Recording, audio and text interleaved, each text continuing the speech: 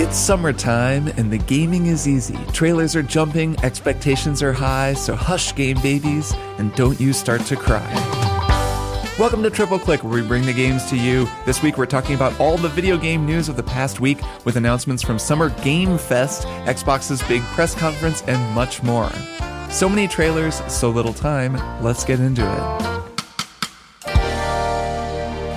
I'm Kirk Hamilton. I'm Maddy Myers. And I'm Jason Schreier. Hello. Hello. Good morning. Here we are. Yes. It is very early in the morning for me and Jason. It It is coming at you from a hotel room in Los Angeles. Yes. The JW right. Marriott in downtown Los Angeles, which is hilariously also the place where all of Xbox is staying. So like every time you go in the elevator, you just see people in Xbox jackets just watching you. They have matching jackets. They all have black Xbox jackets. jackets. They got Xbox shirts. They got Xbox everything. Wow. It's everything. Well, and increasingly that is a larger and larger percentage of the whole games industry. So soon it's like 2 hotels and then 3 hotels, and then it's just the entire thing is just Xbox. It's funny you say that, Kirk, because at one point I was at the bar talking to like a group of Xbox people, mostly comms people, PR, marketing, etc. And the boss of them was like, "Oh, these are all ex-journalists. We're going to get you too, Jason." I was like, Oh my God. "It's not gonna happen. No, I don't Sorry." think Never, so. never gonna happen. You wish, they're- you said, charging off like a teenager. If journalism dies, my backup plan is to, I don't know, go become a monk or something. I think. If journalism dies, just there's a world where all of journalism. I just, all of journalism dies. Yeah, I just It's have okay. so They'll many never things get I would me either, do. Jason. I know. I've got a long list of things that I would do. No offense. Yeah, PR no, people. it's just, Love it's you all all. like all these are lovely people, including our old pal Tina Amini, who I spent a bunch of time with this week, who have gone to the other side, but it's just not for me. Yeah. I actually just got to the part of the Psychonauts documentary where Microsoft buys them, and it's interesting watching this fiercely independent studio suddenly realize that they are all Microsoft employees. Weird. Yeah. Yeah. Comes for us all eventually. Well, anyways, it's very early in the morning, but we're going to stay on target. I'm going to stay on track here. And Hell I'm yeah. going to explain to you all that Triple Click is a listener-supported podcast. And that means that we're totally supported by listeners like you. We don't have to run ads. We don't have to sell our show to Microsoft or any other giant corporation. We just get to make the show that we like totally independently for all of you. And that is because of your support and because of the Maximum Fun Podcast Network, which we are a member of. And so if you want to become a member of Maximum Fun, you support our show. You also get access to a bunch of bonus episodes from all of the Maximum Fun shows. There's a ton of great shows on the network, and we post a bonus episode every single month. We've been posting one since we started the show, so become a member and you get access to a whole lot of them. And this month we're going to be doing a bonus episode about Succession with spoilers for the full series Heck of yeah. Succession, a show that all three of us really so like, excited. that had a really Oh, yeah? incredible final season, an incredible final episode, and there's going to be a lot to talk about. We haven't talked about that on the show at all, like all the stuff that happened on the finale, so that's I very know. exciting. And so go to MaximumFun.org/join to become a member. That's MaximumFun.org/join. And one programming note before we get started, we are going to be off next week. We're taking a week off, so we'll be running something in the feed, not sure what, but then we'll be back the week after that. Okay, so this week we are talking about not E3. I can't believe it's not E3 live from Los Angeles. So I just flew out here for this thing. E3 is dead. It is no more, at least for this year. They say they'll come back. Who knows? We can talk about that in a little bit. But in lieu of that, a new event has arisen, has kind of come from the ashes like a phoenix. And it is called Summer Game Fest, which is a terrible name because everybody I've spoken to calls it Summer Games Fest.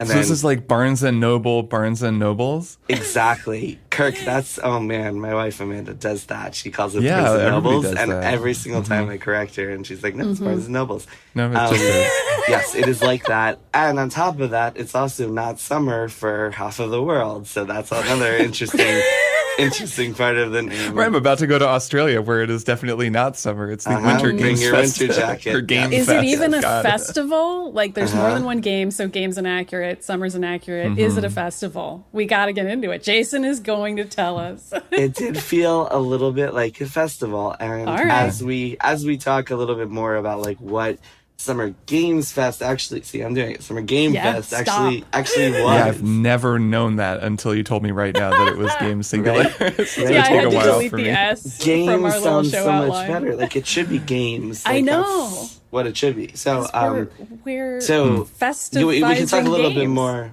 We can talk a little bit more later about like the campus experience and how that differs from E3. But first, let me just do a quick overview to ground people to make sure everybody knows exactly what happened. So the events really started on Thursday, which is when Jeff Keighley, best known as the host of the Game Awards, gaming's biggest night, he did a live show at the YouTube Theater in Inglewood, California.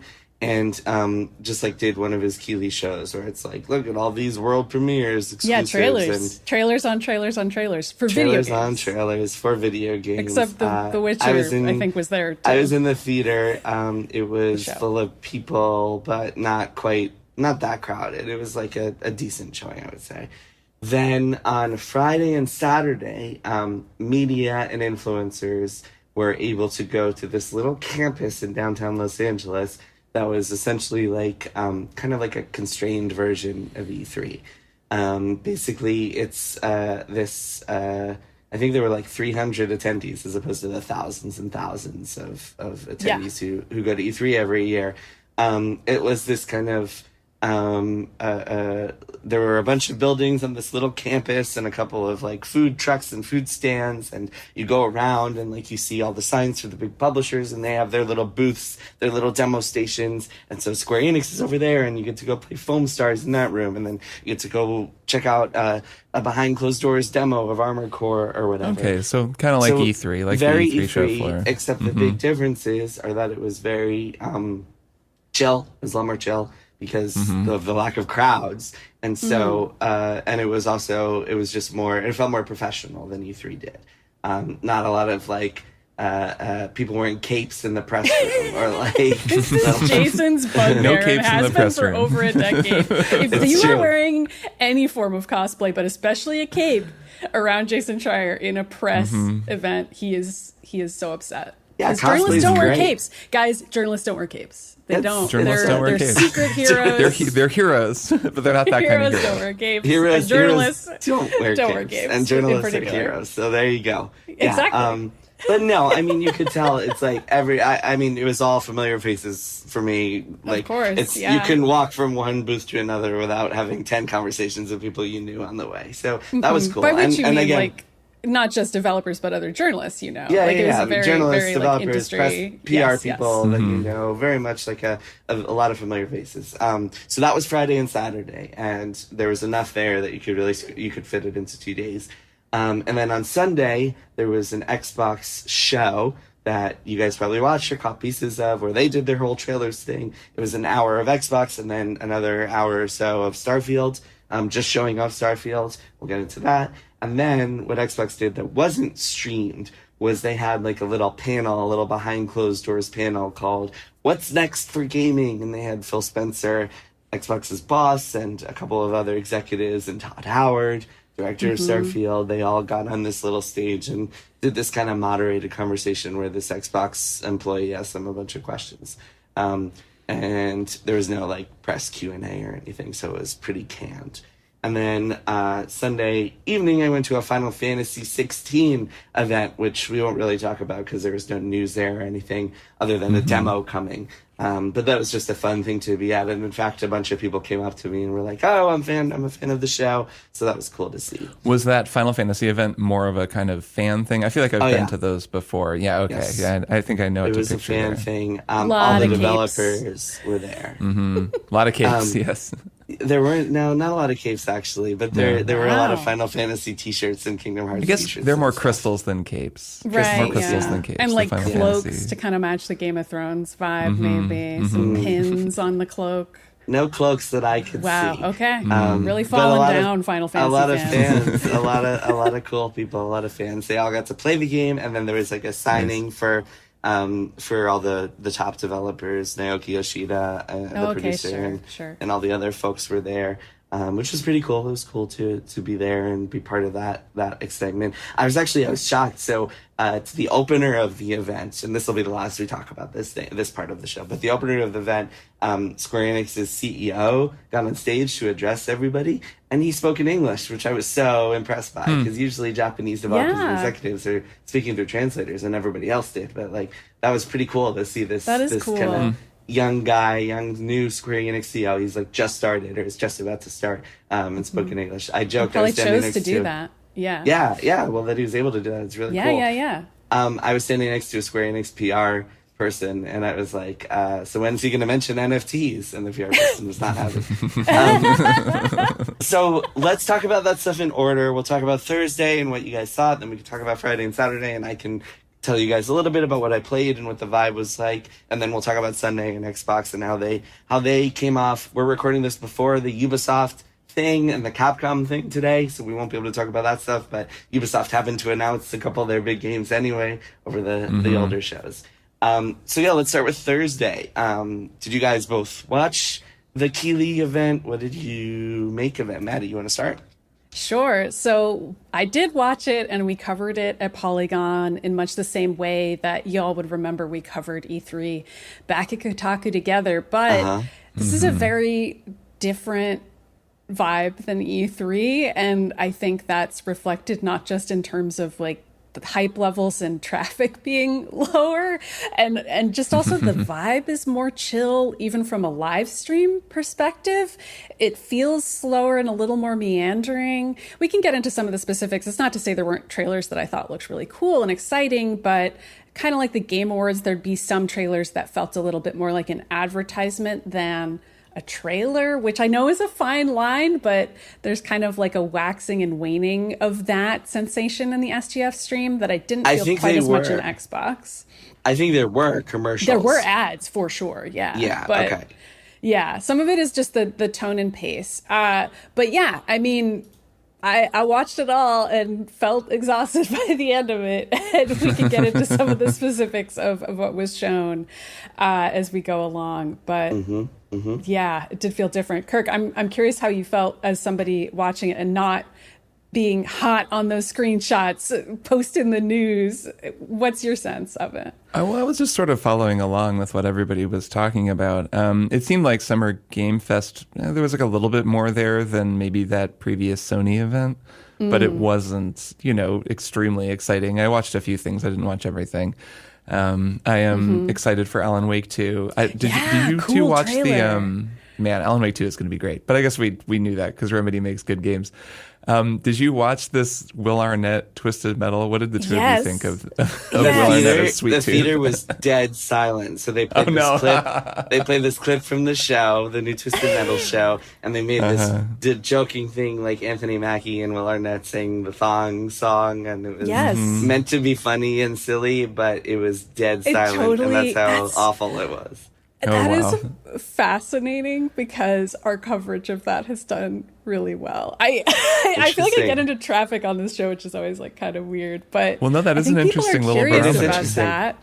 And we included were people like hate watching it, or it did well? Like people reacted well. Well, I don't know. We don't have that. thousands of angry comments on it. I think people are curious about it. I know I was curious about it because when I heard about the adaptation, just from their PR, I was like, Twisted Metal, like.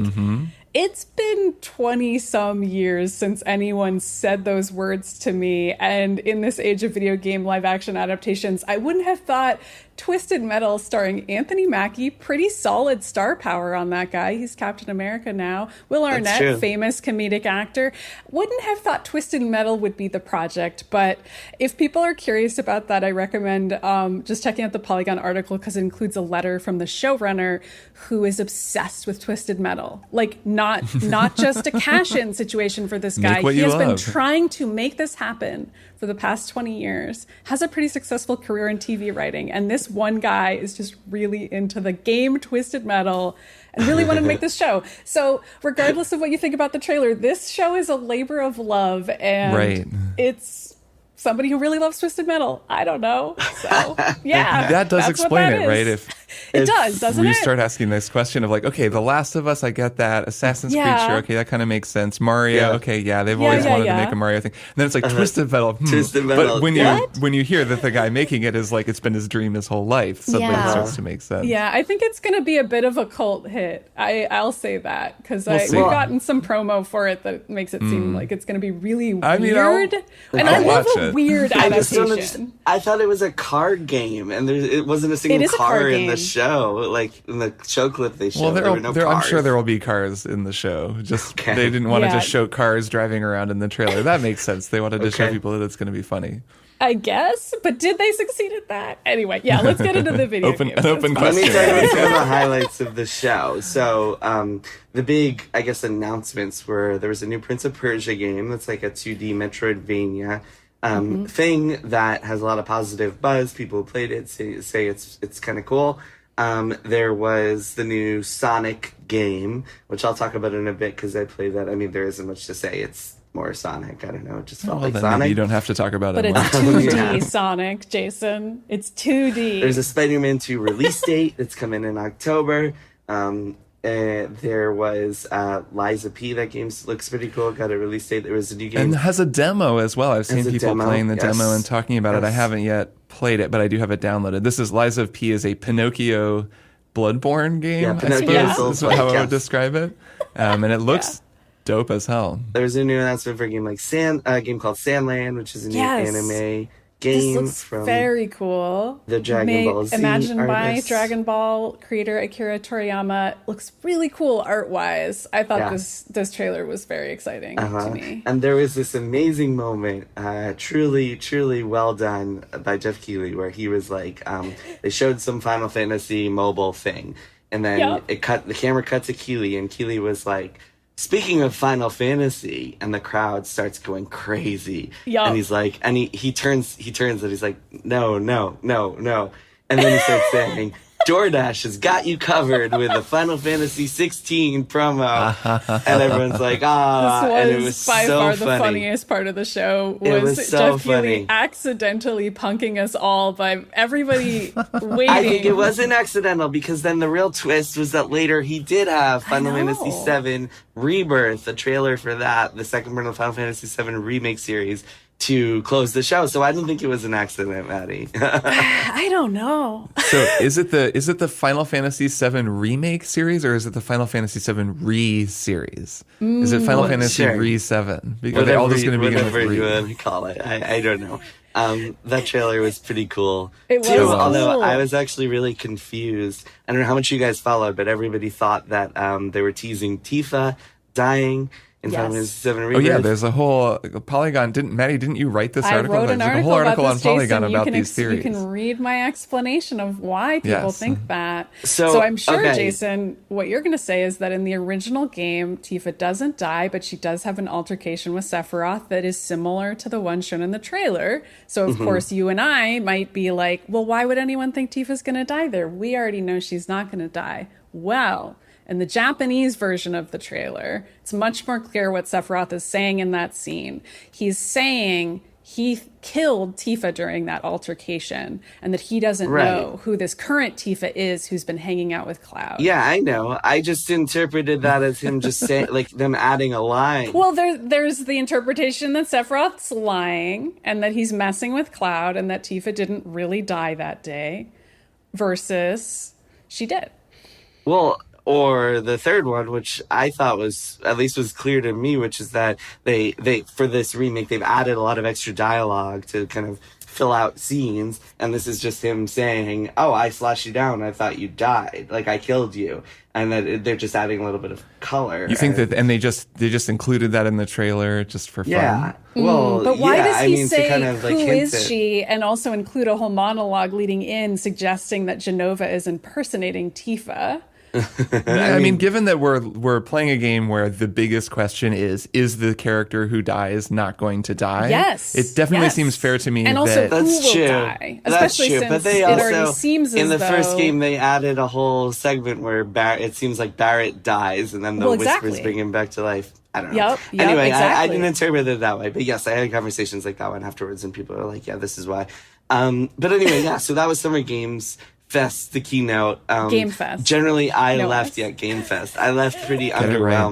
underwhelmed by that whole show and the feeling of it. Maddy, I think you were spot on before. This, more than anything else, feels just like the blend between commercials and even in just the DoorDash thing. It's like, at least when you watch at E3, previously at E3, there were no Keeley shows. It was like publisher shows. And at least when you watch an EA show, you're watching a commercial for EA shows, but they don't do actual commercial or a commercial for there's no EA games. There was purity in the commercials back in our day. Exactly. Yeah. It wasn't all diluted. Look, when I watch E3, I don't want fucking DoorDash commercials. Yeah, I get you. Yeah. I just think it's funny, but I get you. I want the game companies to advertise. That's to me. how Keeley pays for the show, Jason. It has to be brought to us by Samsung and DoorDash. It's pretty and so silly. And so forth. Yeah, it's pretty silly. When you watch the Xbox show, you're like, yes, this is all Xbox marketing, Xbox commercials, but that's what you're tuning in for. You're not tuning in for the other and stuff. soon Microsoft will just own everything, and Right. then That's true. all of the ads and all of the company's advertising will That's be true. in some way owned by Microsoft. So it'll come full circle. That's true. All of these events are always from the YouTube feeder, the Microsoft feeder. So yeah. Right, yeah. The YouTube Okay, let's talk theater. about the next part of the show, which was the Play Days event. So like I mentioned before, it's this little campus. You go around. It's pretty chill. I really like that you don't have to wait online for anything. You can get food. Like at E3, you can't get food because the line is an hour long. No, there is you can no. You bring actually- your own granola bar or you starve. Exactly. It only takes you like 30 seconds to walk from an appointment to another appointment. So that was cool because No you don't running. have to be late for things. I'll talk about a couple of things that I played, a couple of things that impressed me, and you guys can say if you saw anything that impressed you. So the thing that blew me away the most was, wait for it, Crash Team Rumble. Okay. Okay, Yeah, didn't say expect more. this. Crash Team Rumble. Me neither. I signed up for the appointment. I was like, whatever. It was super fun. It's like this. It's kind of like Destiny's Gambit. It's this 4v4 multiplayer mode where you have to go around collecting fruit and bringing it back to your little deposit bank. And then along the way, you can also attack other players, like on the other team, and like block them and use special abilities. Is this first person, third person? It's third person. It's Third person. all multiplayer. It's like one of those budget. I think it's like $40 multiplayer. Sure, games. And sure. They also Monday Night sell Combat or whatever. costumes and hats and stuff.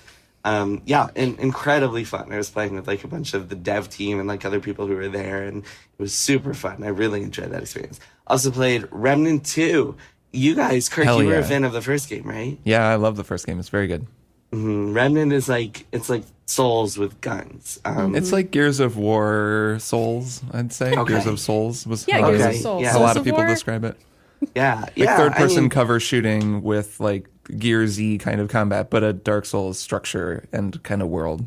Yeah, well, so I played Remnant 2. I played through like one stage with a boss. They told me that there's some procedurally generated elements to it, so it doesn't have like the careful design, level design of a Souls game. But it feels pretty good. The shooting is really good.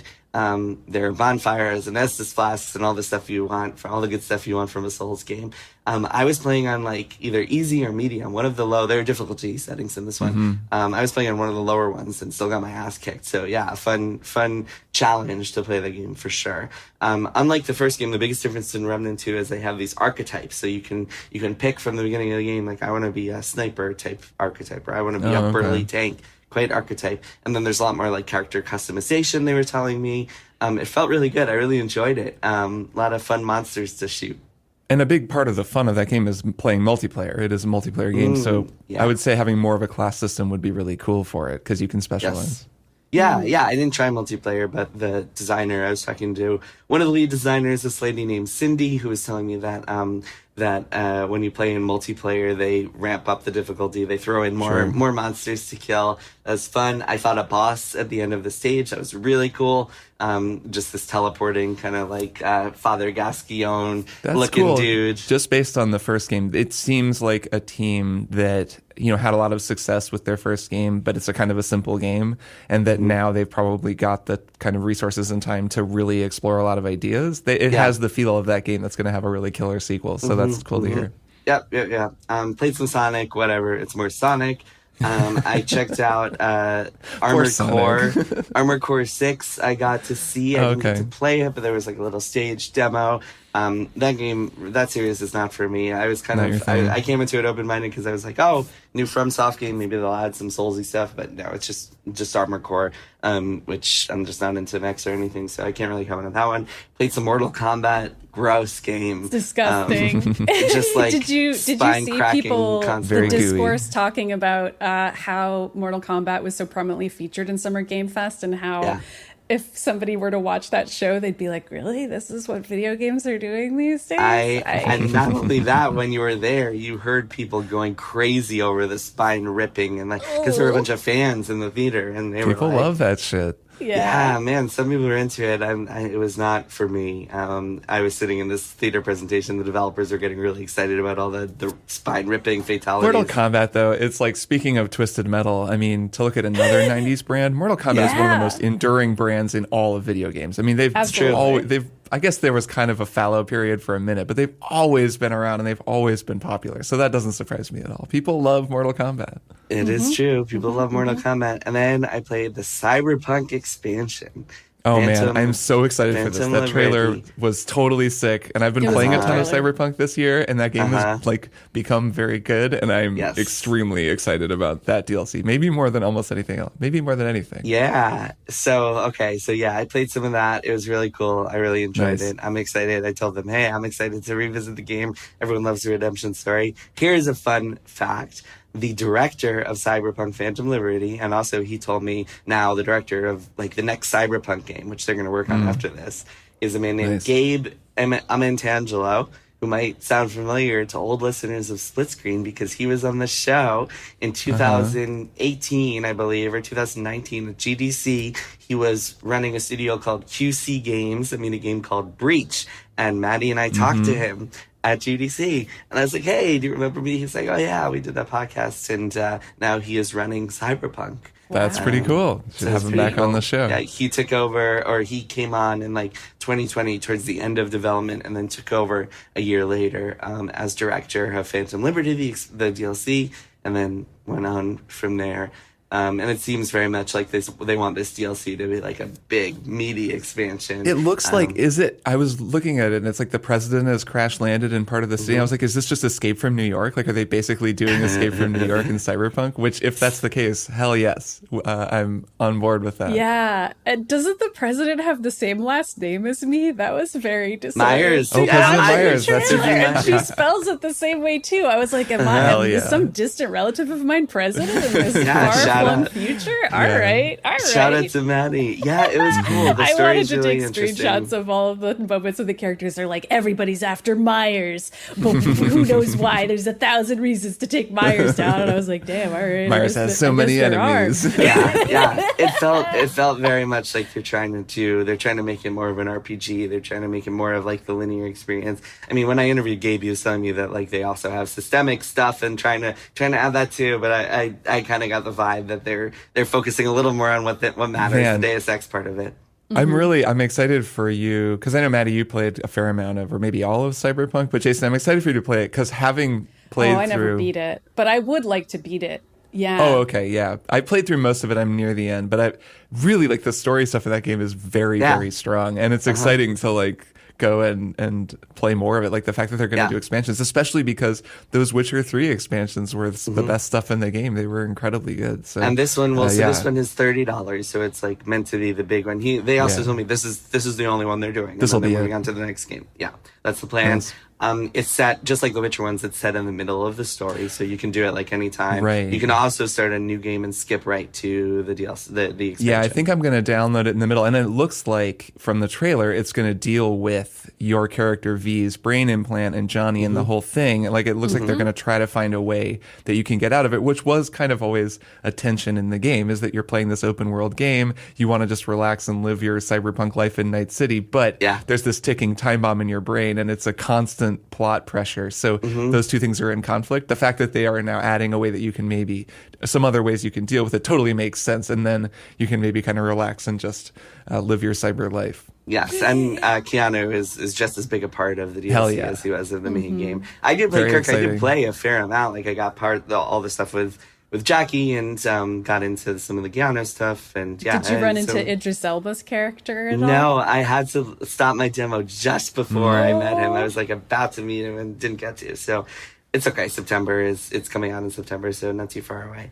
Yeah, that was cool. It was a fun atmosphere. So one thing I'll talk about, and then we'll get into Sunday, is there was a lot of gossip around the show because I was at the JW bar every night, and you always see like lots of people. You meet new people. People came up to me a lot. They're like, "Hey, I'm a fan. I love Triple Click, et cetera, et cetera." Cool. All right, great story. Everyone likes Jason. Jason's popular. No, everyone loves. A lot of everyone gossip loves about how cool Jason is. Everyone loves Triple Click. That's nice. The gossip was about E3 and like is E3 coming back. Most people I talk to believe that it is dead, that SGF is going to replace it, that next year more big publishers are going to go to SGF, because what SGF was really missing were a couple things. One, like a really stronger lineup of games. Because like you have EA there, but all they have is like their Immortals whatever game. Immortals and, like, of Avium? Yeah, and like some soccer or golf game. I don't even remember.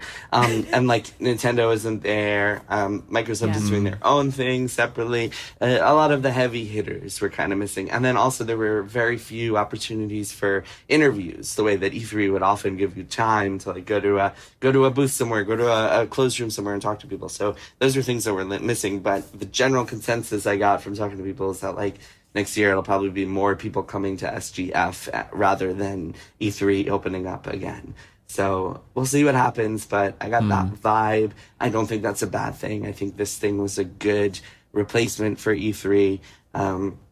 Maybe there could also be like a fan show that exists alongside it, but having that campus for press, you can really get a lot more done than you can in the craziness of crowds at E3. That said, there was a vibe missing. There was an energy missing that was always at E3. You can walk down the hall and then be like, oh, Shigeru Miyamoto's over there, like playing PlayStation games. Wow, that's weird. So there was something missing. Maybe it'll be like that as it gets bigger, though. I personally just find it odd that Jeff Keighley ends up being the guy who's in charge of this event. I don't feel like there's any one person who has a comparable role in any other industry. And I've said this about the Game Awards as well, like just how unusual his role is and how much responsibility he has as a curator. I just find it unusual. It's not to say I don't think he's up for it or something. It's just odd that it's just this one guy. Yeah. But yeah, I guess I'm not against SGF replacing E3. But we'll see, I guess. Yeah. More DoorDash ads.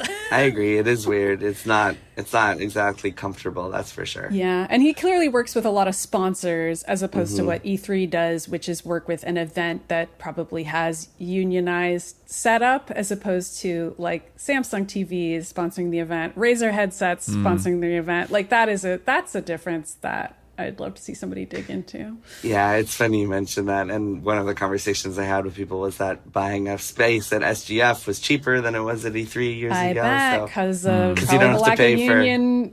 No Teamsters. No unionized labor. You're 100% right. Yep. It's interesting. Definitely something to keep in mind. So, and then Sunday was the Xbox show. Definitely the strongest of the week's shows. Good at least watch. so far.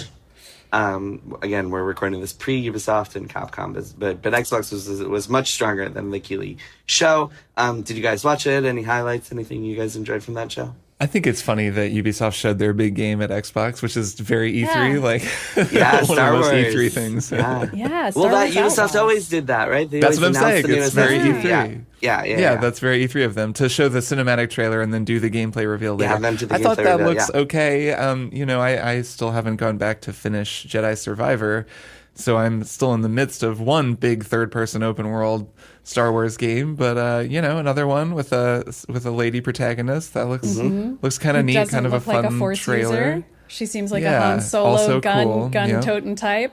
Yeah, Kirk, I'm surprised you're not a little higher on that because it looked like if anything's going to be close to an Andor show, it's going to be that. It does. I guess so. Yeah. Yeah, the only real reason that I don't have a strong take on it is that I haven't seen gameplay because we haven't watched the Ubisoft thing. So it was a pre-rendered trailer. I don't know, but yeah, cool in concept.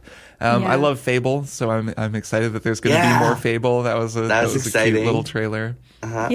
Yeah, and Richard Iotis was in that trailer being funny. A little bit uncanny valley-ish, I have to Yeah. say. Not all video Yeah. game Weird. renderings of humans actually do that anymore. A lot of times they just look like people. Yeah, like real pretty famous actors that you super I know was what their face a looks little like. bit thrown and then by they're that in in a the game. trailer. Yeah, it's a little weird. It's a little There's weird. also Avowed. There was Yep. that new game from In Exile that looked like Bioshock Infinite. You guys see that? It was like Yeah. straight out of Bioshock Infinite. That was very weirdly Bioshock Infinite. a little that too was much. Just, that was odd to me. I didn't know what to make of it. I wouldn't have expected a game to like straight up just the aesthetic. There's just something, the lighting, it was very odd how much that looked like Bioshock Infinite.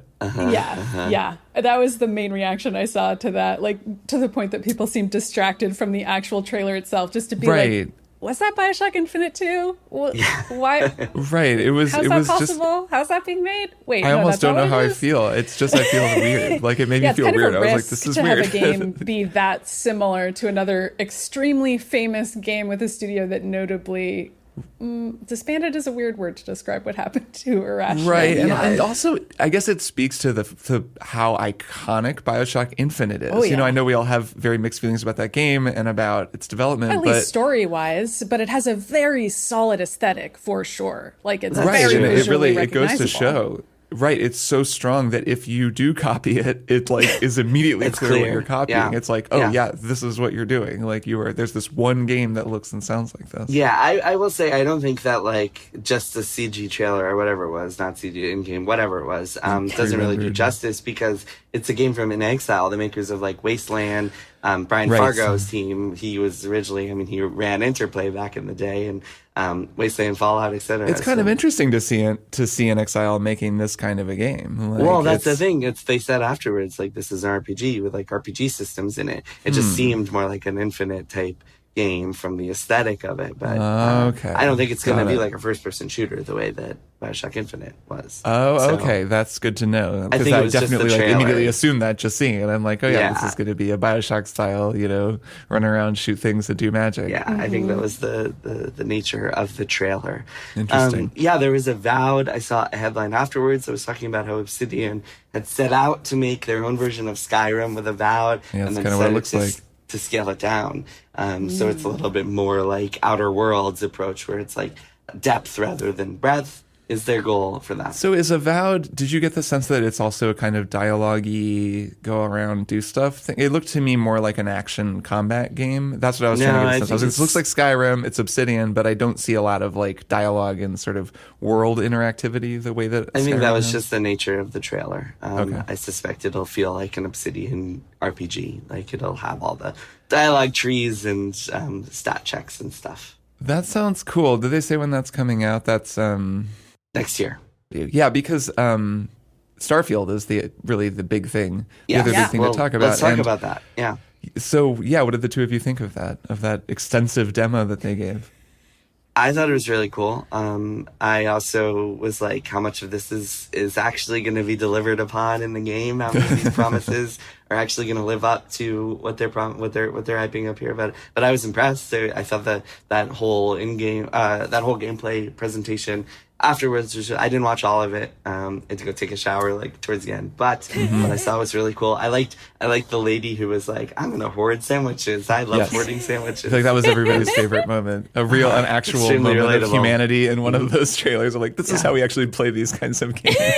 Yeah, just hoarding a weird thing. Yeah, it looked cool. At this point, I just want to play it. I don't want to keep watching stuff about it, but I don't know if that's an unusual take or not. It's just when we're close enough to release on something, I'm almost like, the more I learn about this, the more I'm like, you don't want to know anymore. Yeah, you know what I mean? But I did enjoy watching it nonetheless. The No Man's Sky comparisons abound, and they have since it was announced, but even more so after that reveal.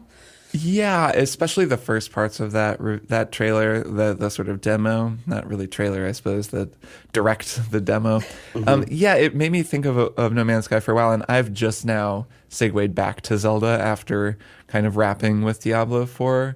And there's so much Zelda left for me that I still have a little bit of that feeling of overwhelm looking at another gigantic open world game, hearing Todd Howard say, there will be 1,000 planets like this. And I'm like, one planet would be fine, man. But when they started getting into settlements and walking around and talking to people, and it started to look more like Mass Effect and less like No Man's Sky, I was much more on board and excited. I thought that stuff looked really cool. Like, the aesthetic of the game does look very nice. I think they have a really nice art style, this sort of clean, shiny, I don't know how to describe it exactly, but the cities that they showed looked really nice.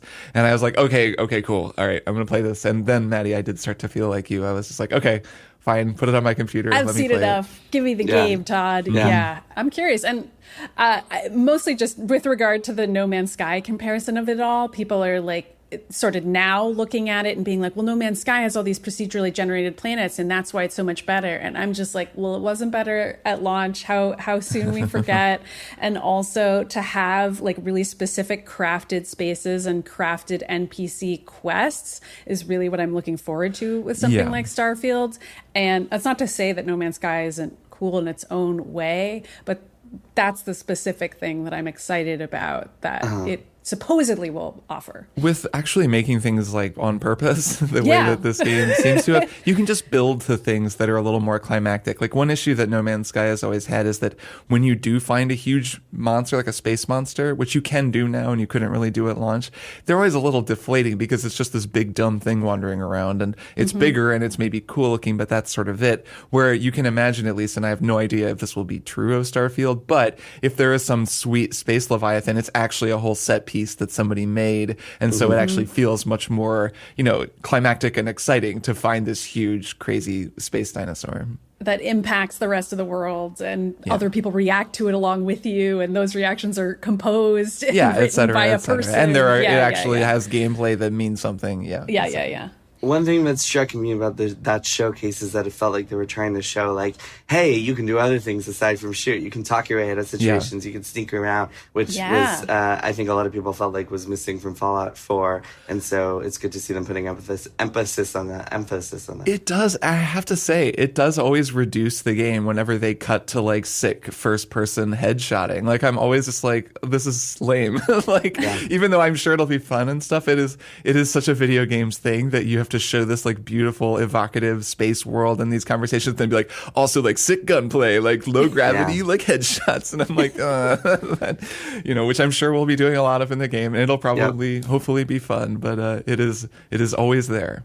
The biggest problem with Starfield is that it comes out on September 6th, and you can buy early access and get it on September 1st, while Baldur's Gate 3 comes out on August 31st. That is a problem. And then Cyberpunk comes out later in September, right? Yep. I mean, it's never going to let up this year. It is never going to let up, and then Spider-Man in October. It's a lot this year. One more thing that we didn't mention from the Xbox show is the new game from the Persona trilogy, the trilogy of like the designer and artist and stuff who helmed Persona 5. And Shoji Meguro, the composer, very important. Yes, and of course, the composer. It was called Metaphor or something or another, and it's like a fantasy take on Persona. They had announced this ages ago as Project RE Fantasy. Now it's finally here, and it looks, I thought it looked tremendous. It looked like Persona fantasy game. I know, which I'll play the hell out of, especially in lieu of a new Persona game. Hell yeah, I'll play that. Right. Well, and then along with the Persona 3 remake and Persona 5 Tactics, like there's a lot of Persona. The Persona aesthetic is really just around a lot, which is cool. Though I'm kind of like sated for the moment after finishing Persona 5 Royal, like the second time really through that game. You don't want to play it again? Okay. I will That's definitely weird. play more Persona things, and I'll replay that Persona 3 remake. And yeah, I'm sure Metaphor is gonna be cool just based on who's working on it. So yeah, man, I mean, I'll play all those games. That's why I was excited about Metaphor, because it was something new. It wasn't like more Persona. It was totally new. Even though it looked like Persona, it still is going to be a brand new thing. It has fantasy in it. It's like I noticed so it's like that more Persona, but it's not more Persona. But it exactly. is. I'm following Exactly. Jason. It looks like Persona. It's very stylish. It's got the menus look Persona-ish. They're all over the place. It The looks character wild. designs. I caught in the bottom right during one of the combat sequences, which looks like Persona, it was like night. Like I saw, it looked like it was like fantasy archetypes for each character. So maybe instead of saying like Joker, go do this, it'll be like Knight, go do this. So, which is so different. Yeah, I'm so just teasing you. So different. Okay, Does before look cool. we take a break and do one more thing, any final thoughts? Anything, Maddy? You watched some of the indie shows. Did you see anything that really stood out to you? Anything else that we haven't mentioned from either of you? Sure. I'll just say really quickly, we also covered Day of the Devs, which is always fun to watch. Has a lot of indies in it. And I thought the game Viewfinder looked really cool. It's like a game where you're walking around a world with a bunch of like suspended platforms in first person, and you find pictures of other platforms and architecture that you can then hold up the picture, and that structure will appear if you're holding up the picture I've in the seen right this spot. game demoed. Yeah, it looks this game it's is been around really for a while, cool. this game. Yeah. The trailer helps explain it better than I just did. You have to see it. You do have to see it. Beautiful. And it looks like a cool puzzle game to me. But yeah, just in general, had a really good time watching some trailers all weekend long. All right, why don't we take a break, and then we'll be back with one more thing. My fellow graduates, for 500 episodes, my podcast, The JV Club with Janet Varney, has gathered story after story of all the scandalous things we've done throughout our childhoods. Wait, what's happening? Stories like how Jamila Jamil survived a horrific house party and she was on crutches. This is great. Or how Hal Lublin learned a Shakespearean monologue in his pajamas. This is not the speech we approve. Without your love and life tragedies, there would be no podcast. In fact, I have an exclusive look at how Maggie Lawson's mom confronted her after a sneaky basement meetup with her crush. Spill the tea, JV. Security. Listen to the JV Club with Janet Varney, Thursdays on Maximum Fun. Class of forever. Parenting. It's hard, but don't worry, you're not alone. Belly up to the low bar with One Bad Mother, and let us remind you that fine is good enough. They want to climb on different things. And how am I supposed to keep them both from dying? There is a right way to do this. And if I can figure out that right way, I'm going to be a good parent. So that is not a thing. So join us each week and let us tell you that you are doing a good job. You can listen to One Bad Mother on Maximum Fun or wherever you get your podcasts. Okay, so we are back for one more thing. Kirk, Maddy, how do you want to do this? You want to both go at once? You want to talk at the same time? What do you want to do? Yeah, let's both talk at the same time. So, and I'll sure. pan myself right and Maddie left, and then Okay, people can choose that'll what be you fun. focus That'll on. be fun. It'll be like you can experience being at the JW bar during E3 week, during SGF week. So we're both talking about Diablo IV, which I finished on my sorcerer. I finished the you story finished? and I'm in the That's so end cool. game.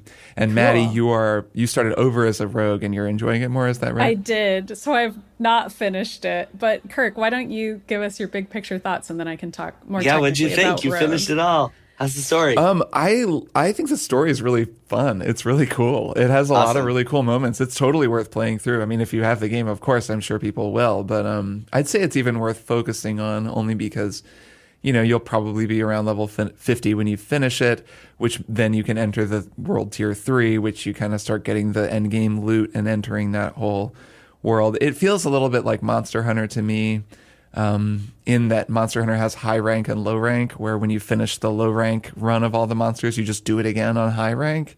And then high rank gear that you start grinding for is so much better than your low rank gear that you immediately get rid of all the stuff that you maybe spent a long time accumulating in low rank. And that's happening to me as well. Where I really kind of built a pretty sick build for a sorcerer toward the end of the game. And now, like, the basic stuff that I'm getting in World Tier 3 is better than my best thing that I was carrying around that I spent forever kind of customizing in World Tier 2, which I had played the sort of easier World Tier. So that's a little bit deflating. So now that I've kind of beaten it and entered this higher world tier, I'm a little like, oh man, I can't do this all again. And the story's over. So I'm like, okay, back to Zelda. Like it was a good sort of point to stop playing. But I did have a very good time. And I'll say, just for anyone out there playing as a sorcerer, I changed my sorcerer build again, because I know I got kind of detailed last time about my build. This time I respect to be a totally, a sort of one trick pony, a sorcerer that just does arc lash, which is just a sort of melee, like lightning whip, I guess, attack. And then everything else that I do is built around passives and stunning. So this is a build that I found online. I'll share a link for that in the show notes. I wouldn't have figured this out just because there are all these different nodes in the build tree and you'd have to really sit down and study them. But I think if you did that, you would immediately see this, where basically there's a way to set it up so that every time you trigger something with a cooldown, you get certain perks activated. Every time you stun an enemy, you get certain things activated. There's a couple of items that give you bonus damage to stunned enemies. So then the cooldowns and the stuns start to work together, and pretty soon your whole ability bar is just cooldowns. So things that have a cooldown rather than things that use mana. I have no mana abilities, so I just don't use my mana at all. And then every time I trigger a cooldown, it makes me kind of armored and invincible. So I'm basically a tank sorcerer who just stands there in the middle of everybody with a shield, just absolutely wrecking shop. And I just like marched through the final maybe third of the story with this build. It was like, it felt broken. It was very fun to just like absolutely annihilate everything. Oh man. Yeah, and it kind of goes to show, I think, just how varied your builds can be. Since I'd been playing this, very much more mobile sorcerer who couldn't take much damage, and I was like doing a lot of ranged attacks, and then I just respect my character, and suddenly I'm a tank that just like destroys things. So that was a lot of fun and made me, I think it'd be really fun to try a different character and different kinds of builds in the future. It's a very flexible game and very fun overall with a good story, I will say. Definitely worth playing through the story. It's very cool. Very cool. So you don't think you're going to stick with endgame content at all? You think you're just no? If anything, I would maybe, if I'm bored later, play it again as a rogue or something. But I want to hear more about what Maddy thinks of the rogue. Yeah, Maddy, how far are you? I'm on Act 2, so I did start over completely as a different character, and I'm so glad I did. And I just wanted to go into a little more detail about how much fun it is, because I really recommend it. I played as a barbarian for all of D3 and D2, and I just am such a slow, heavy, methodical player in pretty much every class-based game that exists in, that it was really hard for me to even imagine playing a different kind of character. But just for whatever reason, I don't think the barbarian feels that great in this game. I'm sure they're going to change it, but right now a lot of the moves felt very similar to me, and it almost felt like kind of button mashing, just in the sense that I was like, every move feels like a different version of a melee attack that has just slightly different timing, and that isn't very exciting to me. But the rogue, as I'm playing it, has a lot of different kinds of attacks, which is really cool, because I truly feel like it's the opposite of button mashing, where every single button I'm hitting is completely tactical. Very Swiss Army knife kind of character. Yeah, and that is so cool. Like there's the double knife stab, like Arya Stark style. Like I'm getting in really close and shivving people. And the caltrops is like you leap back and you're throwing a billion razor blades on the ground. And I have these like swirling shadows that flip around me and attack people and stuff. I don't know. It's really cool. So there's like mid-range, far range, up close, everything. Really feeling like it's tactical, feeling like it's super fun, both multiplayer and also completely on my own. And like playing against bosses isn't as hard as it was or as boring as it was. just all around having a way, way better time with the game. Nice. And definitely going to beat it with the rogue. Could even see myself trying the sorceress at some point because of how much fun I'm having and how much I've heard about just how creative you can be with builds. I don't know that endgame is going to be for me either, but that's okay because I'm enjoying it a lot in this current form. Yeah, who needs Nice. a forever game? Just play a campaign and end it. It's cool that this game allows both options. So you can make it your forever game or not. And the story does set up, like, there's more to the story, and there's going to be, they've said there's going to be expansions, so, like, I'll definitely come back for those. I'll play more of this story. And seasonal content also. Yeah, that I'm probably going to miss, but I'll come back for the, like, story For the next big expansions. stuff. Yeah. Well, I mean, I think seasons have story in them too, is what I mean. I think I've seen, though, that they've said that they're not going to do as strong of a seasonal narrative the way that Destiny does, where if you come in late, you miss a bunch of the story. I think they're focusing the big story beats more on DLC. Not totally sure about that, but I saw that somewhere, which would make sense. I think it's a better approach. That tracks. Everyone in LA is talking about Diablo. I saw a bunch of people who were all obsessed with it. I was talking to our buddy Billy about it. I was talking to our buddy Tom about Diablo. It was fun to see. Everyone's just like, I'm excited to get home and hopefully fix my crashing issues so I can actually play it. Yeah.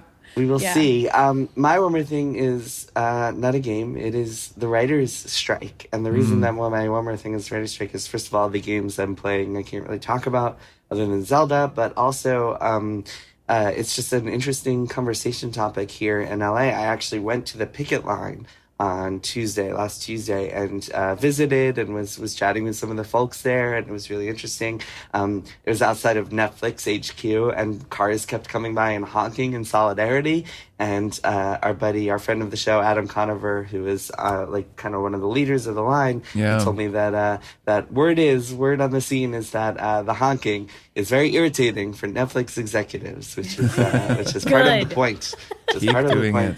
It's really interesting just having conversations with people about like what they think of the strike, when they think it's going to end. A lot of people think it'll go through the summer, unless the actors strike too, which might expedite things. But one thing I thought was really interesting is that one of the big sticking points is over residuals involving the streaming networks, and one of the big kind of obstacles is that these streaming networks, the Netflixes, the Disney Pluses of the world, won't share their data. And so there's no point of like, there isn't even anything that people can negotiate from. You can't say like, well, my show made X hours, so I should make Y, and then this show made that, and that should make that. Nobody has the data. Unlike the movie business or even standard TV networks where you have Nielsen ratings, you have box office, you know what people should be making as a result of that.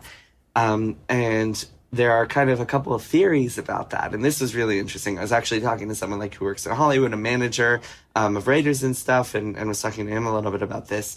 One theory is that the numbers are incredibly high and the Netflixes of the world don't want to share the money that they're making with anybody. Another theory, and this is the one I'm kind of leaning towards just in my own, like, this makes sense, is that the numbers are incredibly low and they don't want to reveal that it's all a house of cards, and that, like, this is all, they've been pursuing this, like, Don Quixote-like quest of just, like, making streaming a thing, and it's not actually a thing. So if that is the case, one belief that a lot of people in Hollywood share, I think, is that streaming is just going to die, and that it's just going to be like, okay, this golden age of streaming is over. We're returning to network television. It's kind of like we're going back to the old way of doing things because these $30 million an episode productions of shows that like make for these fantastic looking and really cool shows are just not sustainable, and the streaming model never worked. And all these companies, all these TV companies and film companies were just trying to act like tech companies and show growth, even if it didn't actually equate to profit. Wow. And that's the one I believe. And so I can see that being the future, where it's like, hey, this is all just nonsense. Let's go back to the way things used to be. But yeah, it's really interesting being in Hollywood and just seeing it all in the air, talking to people about it. It's really fascinating to me. And I'm curious to see what happens next. That's for sure. Yeah, same. I'm definitely curious to see how they'll work it out, or if they'll work it out, or when they'll work it out. Yeah, how this thing is going to be resolved. Yeah, I mean, everybody thinks after the summer is when it'll be resolved, like around Labor Day is generally what people think is going to happen. And then the question is, what do the writers get, and what do the studios agree to give up? And there are a lot of different sticking points. I mean, the streaming residuals are a big one. Writers' room sizes are a big one. Well, and artificial intelligence, right, is a big part. AI of is another big one. Yes. AI, like the studios won't even discuss. They'll just be like their counter proposal. Like the writers asked for a ban on use of AI to like write scripts and stuff, and the counter proposal from the studios was like, we will agree to meet yearly to discuss future technologies. Right. And everyone knows so little about how AI is even going to work. Yeah. It's That's a really big one. interesting. Yeah. All right, cool. That is it for this week's show. Hope everybody enjoyed Summer Games Fest / not E3 / E3 replacement Summer Games Fest, which I mean I think is going to happen. And by the way, I'm doing it again. Summer Games Fest. Summer Game Fest. They should Game just Fest. change that. That's my note for next year. They should. It's so clunky. Summer Game Fest. Like, it feels weird to say. You could just change it and no one would notice because they would think that's what it's true. called anyway. It's true. They Easy. should just change it to Electronic Entertainment Expo. That's interesting. And then maybe for short, Yeah, that's got a ring to it. E3. 3E3 actually easier to say. Yeah, it's easier to say E3. That has a nice ring to it. And in fact, maybe they should move from that campus to the LA Convention Center, which is a little right. convenient. You have some ideas. Just some ideas that you want for them. Yeah. Okay, cool. Well, I will see you both not next week because we'll be off next week. We'll put up something for fans, for listeners, and then we will be back in a couple of weeks to talk about more video games. Yeah, see you both in 2 weeks. See you then. Bye. Triple Click is produced by Jason Schreier, Maddy Myers, and me, Kirk Hamilton. I edit and mix the show and also wrote our theme music. Our show art is by Tom DJ. Some of the games and products we talked about on this episode may have been sent to us for free for review consideration. You can find a link to our ethics policy in the show notes. Triple Click is a proud member of the Maximum Fun Podcast Network, and if you like our show, we hope you'll consider supporting us by becoming a member at MaximumFun.org/join. Find us on Twitter at TripleClickPod, send email to tripleclick@MaximumFun.org, and find a link to our Discord in the show notes. Thanks for listening. See you next time.